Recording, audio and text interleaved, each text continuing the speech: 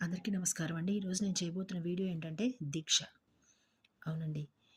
ఈ దీక్ష అనేది ఈ వీడియో ఎందుకు చేయబోతున్నానంటే, ఇప్పుడు ఉన్న ఈ అక్టోబర్, నవంబర్, డిసెంబర్ ఈ టైంలో అందరూ జనరల్‌గా ఈ అయ్యప్ప దీక్షలు, అలాగే కొందరు కొన్నాళ్ళు భవానీ దీక్షలు అలా చేస్తూ ఉంటారు. రకరకాల దీక్షలు చేస్తూ ఉంటారు. అసలు వాటి ఆంతర్యం ఏంటి అంటే, కొందరేమో కొన్ని వ్యసనాలను మానుకోవడానికి చేస్తూ ఉంటారు. అసలు దీని ఆంతర్యం ఏమిటంటే, మన ఇంద్రియాలని అదుపులో పెట్టుకోవడానికి గాను మనం చేసే ఒక నియమాలతో కూడుకున్న ఒక పని. అందులోనే ఉంది కదండీ దీక్ష అని పేరులోనే ఉంది. దీక్ష అంటే మనం కొంత నియమావళిని ఆహ్, పాటిస్తూ చేయవలసిన ఒక తపస్సు లాంటిదనమాట.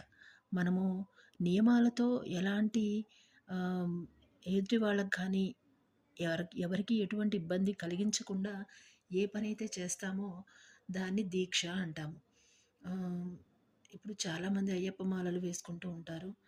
ఆహ్, అలా వేసుకున్న వాళ్ళు ఆ వేసుకున్న మండలం కాలం మాత్రమే ఆ దీక్షలో ఉంటూ కొందరు వ్యసనాలు మానుకోవడానికి, మరికొందరు కొంత మనశ్శాంతి కోసం అలా రకరకాల కారణాలతో ఈ దీక్షలు, మాలలు తమ కోరికలు తీర్చుకోవడానికి కానీ వేసుకుంటూ ఉంటారు. అది మంచిదేనండి.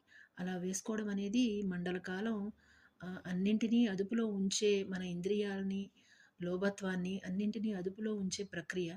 అది చాలా మంచి విషయం. కానీ ఈ దీక్ష ఈ మాలలో ఉన్నప్పుడు మాత్రమే కాకుండా, మాలలో లేనప్పుడు కూడా కొంత సాధన చేస్తే గాని మనకి చాలా మంచి రిజల్ట్స్ వస్తూ ఉంటాయి.